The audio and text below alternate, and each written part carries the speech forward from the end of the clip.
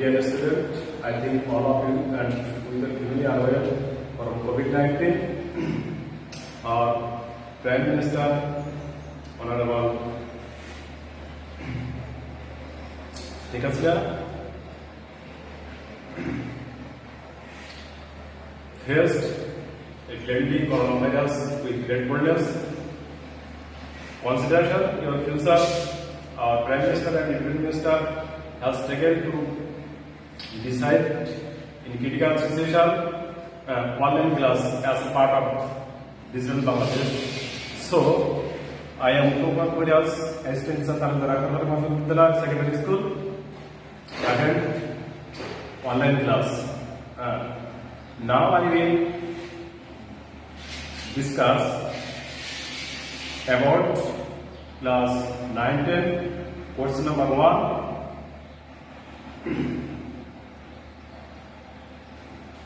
So, I will try to teach you question number 1 and some vocabulary and its possession. So, I will start your English book, Unit 8, Lesson on Heritage. So, এখন আমি synthesis করে এক নম্বরে synthesis কিছুটা আলোচনা করবো বা 60 নম্বর মধ্যে হেরিটেজ হচ্ছে ঐতিহ্য আর ওয়ার্ল্ড হেরিটেজ হচ্ছে বিশ্ব ঐতিহ্য। তাহলে নাও I will start. So concentrate and try to watch my online class. I will sure you will able to answer question number 1 well. So firstly, I need to start. Heritage is what we inherit from the past, live with it present, and pass on our children and future generation. অর্থাৎ heritage হচ্ছে ঐতিহ্য, আর এইটা আমরা পেয়ে থাকি উত্তরাধিকারী সূত্রে অতীত থেকে, এবং এইটা নিয়ে আমরা বর্তমানে চলি এবং আমরা আমাদের ভবিষ্যৎ প্রজন্মের জন্য এটা রেখে যাই। Our unique source of life and inspiration is our culture and natural heritage. অর্থাৎ আমাদের ইউনিক সোর্স মানে একমাত্র উৎস অফ লাইফ জীবনের and inspiration উৎসাহ ইজ হচ্ছে আমাদের কালচার মানে সংস্কৃতি অ্যান্ড ন্যাচারাল হেরিটেজ মানে প্রাকৃতিক ঐতিহ্য। When we speak world heritage, when মানে যখন we speak আমরা কথা বলি ওয়ার্ল্ড হেরিটেজ বিশ্ব ঐতিহ্য নিয়ে, it indicates এর নির্দেশ করে প্লেস মানে স্থান অ্যান্ড সাইট নির্বাচিত স্থান that we inherit from the past and pass on to the our future generation in the world. অর্থাৎ বিশ্ব ঐতিহ্য হচ্ছে এমন একটা ঐতিহ্য যা আমরা উত্তরাধিকারী সূত্রে অতীত থেকে পেয়ে থাকি এবং আমাদের ভবিষ্যৎ প্রজন্মের জন্য সারা বিশ্ব তাদের কাছে রেখে যায়। The Shadgambus Mosque in Baghdad is such as a heritage. অর্থাৎ ষাটগম্বুজ মস্কো বাগেরহাটের হচ্ছে আমাদের তেমন একটা ঐতিহ্য। It became a UNESCO World Heritage Site in 1985. অর্থাৎ এই ষাটগম্বুজ মসজিদ 1985 সালে ইউনেস্কো কর্তৃক বিশ্ব ঐতিহ্যে স্থান পেয়েছে। Originally the historic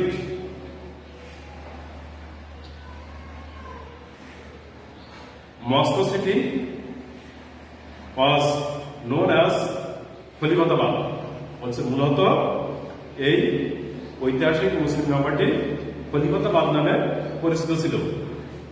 It is situated at the outskirts of the one corner of the Bagerhat town, not very far from the dense mangrove forest Sundarban.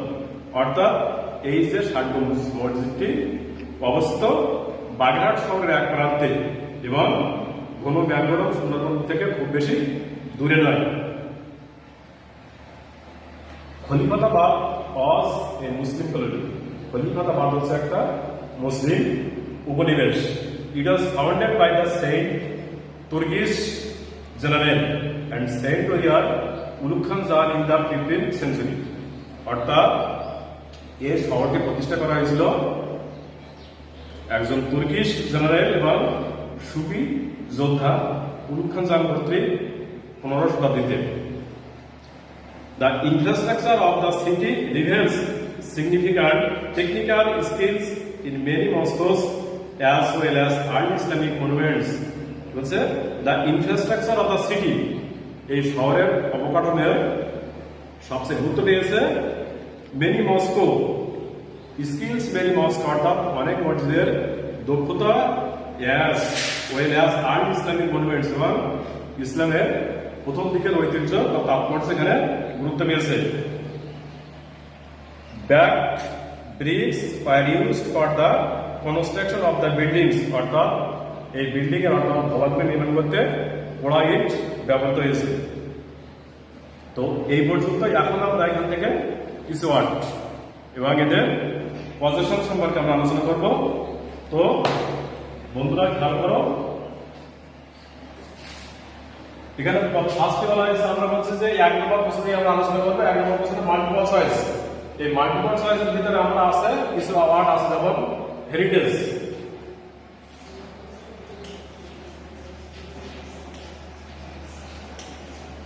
Heritage আমি প্রথমে বলছি যে হেরিটেজ অর্থাৎ কিছু শব্দ যেগুলো এদের পজিশন মানে অবস্থান কোথায়, এদের সমার্থক শব্দ কি আছে, সিনোনিমস, অ্যান্টোনিমস, এগুলো আমাদের 1 নম্বর প্রশ্নে পড়ে। তো হেরিটেজ হচ্ছে ঐতিহ্য, হেরিটেজ মানে হচ্ছে ঐতিহ্য। এখন বলা হয়েছে যে হেরিটেজ শব্দটিকে হোয়াট ইজ দ্য, আমাদের 1 নম্বর প্রশ্ন পড়েছে what is the word heritage. তোমাদের প্রশ্ন পড়ে what is the word heritage, heritage শব্দটি কি? তাহলে হেরিটেজ হচ্ছে ঐতিহ্য হচ্ছে একটি, এটা হচ্ছে নাউন, এই শব্দটি হচ্ছে নাউন। এখন আমরা শুধু যে নাউন কাকে বলে, আমরা কিভাবে নাউন শিখবো যে নেম অফ এনিথিং, অর্থাৎ নাউন হচ্ছে নেম অফ এনিথিং, অর্থাৎ কোনো কিছুর নামকে আমরা নাউন বলি। অর্থাৎ আমরা সবাই যা দেখবো আমাদের মন দিয়ে যেটা লক্ষ্য করবো, অনুভূতি দিয়ে যেটা আমরা উপভোগ করতে পারবো, অর্থাৎ সবকিছু কোনো কিছুর নামকে আমরা নাউন বলবো। তাহলে হেরিটেজ হচ্ছে আমাদের এটা নাউন। এখন যে প্রশ্নে আসে আমাদের হচ্ছে what is the word heritage, তাহলে আমরা কি বলবো, যেটা এক কথা বলতে পারবো যে হেরিটেজ হচ্ছে একটা নাম, কোনো কিছুর নামকে আমরা নাউন বলতে পারি, নাউন। এখন প্রশ্ন হতে পারে what is the meaning of the heritage, এমন হতে পারে যে এই হেরিটেজ শব্দটির একটা সমার্থক শব্দ, বা what is the synonym of the heritage.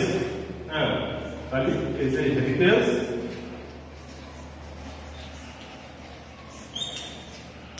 Heritage এর সিনোনিম হচ্ছে ট্র্যাডিশন।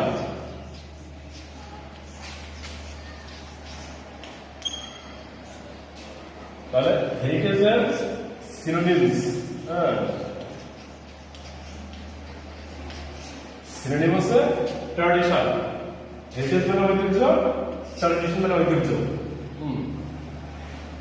তাহলে আমরা বলতে চাই কোনো কিছু নামকে আমরা নাউন বলে থাকি, যে কোনো নাম আমরা সব দিয়ে দেখবো,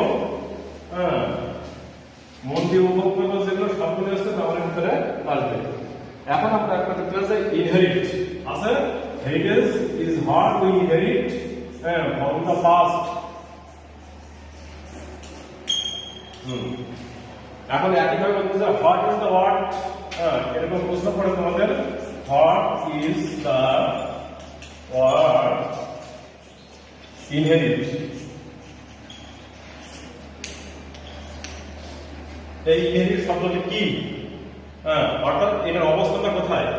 তাহলে আমরা ইনহেরিট মানে উত্তর অধিকার সূত্রে পাওয়া, উত্তরাধিকার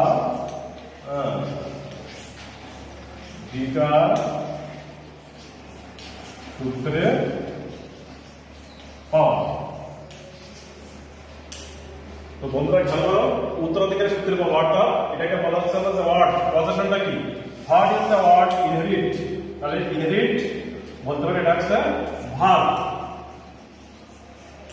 তাহলে ভাব কি? এখন আমরা বলতে ভাব কি? অর্থাৎ যে ওয়ার্ড দ্বারা কোনো কিছু করা, খাওয়া, যাওয়া বোঝায় সেটাকে বলা হচ্ছে ভাব। যে ওয়ার্ড দ্বারা কোনো কিছু করা, খাওয়া, যাওয়া বোঝায় সেটাকে বলা হচ্ছে ভাব।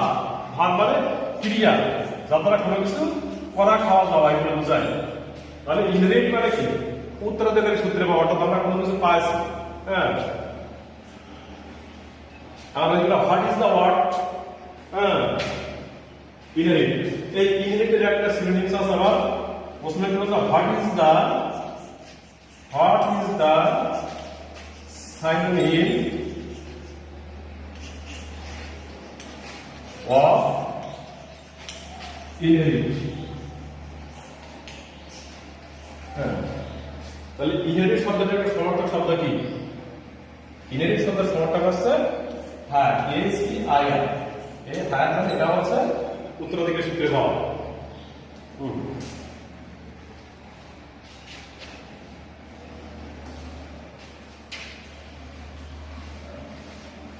তো আমরা আরো কিছু ওয়ার্ড নিয়ে আলোচনা করবো। 1 নম্বরে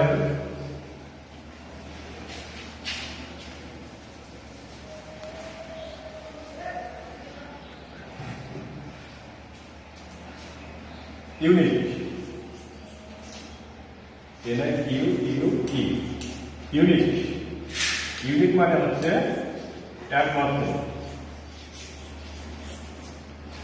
অথবা অনন্য, অর্থাৎ সেকেন্ড না, অর্থাৎ এই একটা এক্সেপশনাল। এই ওয়ার্ডটা কি? আমরা এসে বলছি what is the word unique. বরাবরের মতো what is the word unique. Unique ওয়ার্ডটা কি?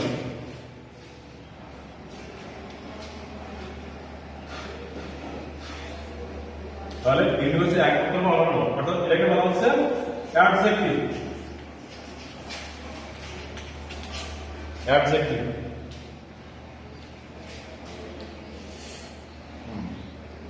তাহলে অ্যাডজেক্টিভ কাকে বলে? আমরা অ্যাডজেক্টিভ বলতে কি বুঝবো? এই জিনিসটা চিহ্ন কিভাবে আমরা অর্থাৎ যে ওয়ার্ডটা নাউন বা প্রোনাউনের দোষ, গুণ, অবস্থা, সংজ্ঞা প্রকাশ করে। যে ওয়ার্ড নাউন প্রোনাউনের দোষ, গুণ, অবস্থা, সংখ্যা প্রকাশ করে। এখানে বলা হচ্ছে আর unique source of life and inspiration. বলছে আমাদের জীবনের একমাত্র অনুপ্রেরণার উৎস হচ্ছে আমাদের সংস্কৃতি এবং ঐতিহ্য। তাহলে বলছে আমাদের জীবনের সবচেয়ে এখানে একটা গুণ, এখানে গুণ প্রকাশ করেছে একমাত্র অন্য।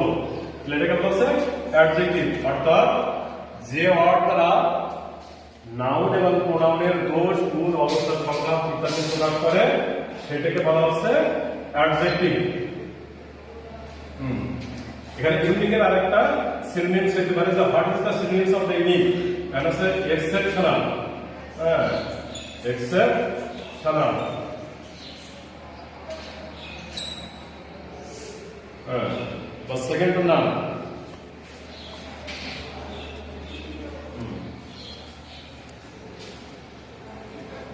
আমরা আরো একটি ওয়ার্ড খেয়াল করি।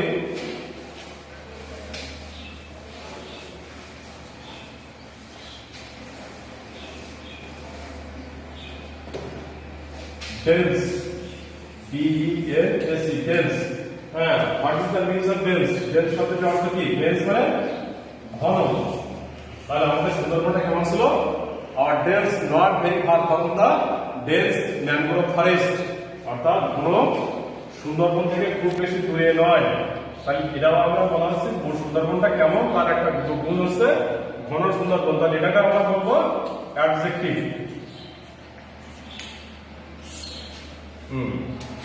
এখন খেয়াল করো বন্ধুরা, এর মাথা যদি আমি বলে থাকি যে ভেরি ডেন্স, হ্যাঁ, তাহলে ভেরি ডেন্স এটা কি হচ্ছে? খুব ঘন, হ্যাঁ, যাচ্ছে খুব ঘন। তাহলে এইটাকে আমরা কি বলছি? এটাকে বলছি আমরা অ্যাডভার্ব। অ্যাডভার্ব কাকে বলে আমাকে এটা জানতে হবে। অ্যাডভার্ব কাকে বলে? অর্থাৎ নাউন এবং প্রোনাউন বাদে আর যতগুলো পার্টস আছে তাদের প্রত্যেকটাকে যে মডিফাই করে সেটাকে বলা হচ্ছে অ্যাডভার্ব। অর্থাৎ বিশেষভাবে ভার্বকে যে মডিফাই করে সেটাকে বলা হচ্ছে অ্যাডভার্ব। হ্যাঁ, আমাদের মনে করেছে নাউন এবং প্রোনাউন, অর্থাৎ কোনো কিছু নামকে নাউন বলে আর নাউনের পরিবর্তে যেটা বলে সেটাকে বলা হচ্ছে প্রোনাউন। হি সি ইট পরিবর্তে এগুলো এর পরিবর্তে নাউন এবং প্রোনাউন বাদে আর যতগুলো পার্টস অফ স্পিচ আছে প্রত্যেকটাকে যে মডিফাই করে সেটাকে বলা হচ্ছে অ্যাডভার্ব।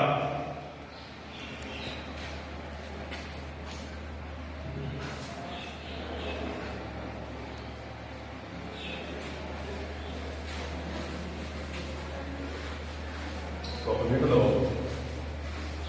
হ্যাঁ,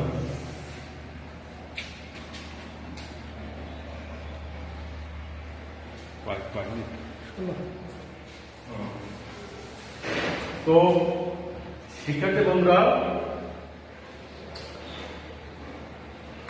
বর্তমান যুগে ইংরেজি শিখতে হলে আমাদেরকে আগে জানতে হবে ওয়ার্ড মুখস্থ করতে হবে, ভোকাবুলারি, অর্থাৎ যে যত বেশি ওয়ার্ড মুখস্থ করবে সে তত বেশি ইংরেজিতে পারদর্শী হবে।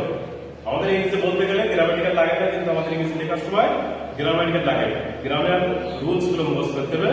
তার আগে সর্বশেষ আমি তোমাদেরকে বলবো যে আমাদের আগে সবাইকে কিছু ভোকাবুলারি মুখস্থ করতে হবে। যে যত বেশি শব্দ পাঠন মুখস্থ করতে পারবে সে তত বেশি ইংরেজিতে দক্ষ হবে। তাই আমি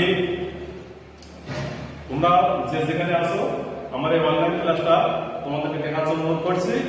আমি আশা করবো তোমরা এটা দেখলে সবাই উপকৃত হবে এবং ইংরেজি 1 নাম্বার কিভাবে অ্যান্সার করতে হয় সেটা মোটামুটি ভালোভাবে আয়ত্ত নিয়ে আসতে পারবে। আমি পরবর্তী ক্লাসে বাকি অংশগুলো নিয়ে আলোচনা করবো। সেই পর্যন্ত তোমরা সবাই ভালো থাকো এবং আমাদের মাননীয় প্রধানমন্ত্রী যে কোভিড-19 বিরুদ্ধে যে সামাজিক সচেতনতা বলেছেন, যে সামাজিক দূরত্ব, সোশ্যাল ডিস্টেন্স, এটা বজায় রাখবে এবং যেখানে জনসংখ্যা আছে সেখানে না যাওয়ার চেষ্টা করবে। যদি নিত্যন্ত যাওয়ার দরকার হয় তাহলে মাস্ক ব্যবহার করবে। তো আজ এই পর্যন্ত, সবার সুস্থ এবং সুন্দর জীবন কামনা করে আমি এখানে শেষ করছি। সবাই ভালো থাকো, সুন্দর থাকো।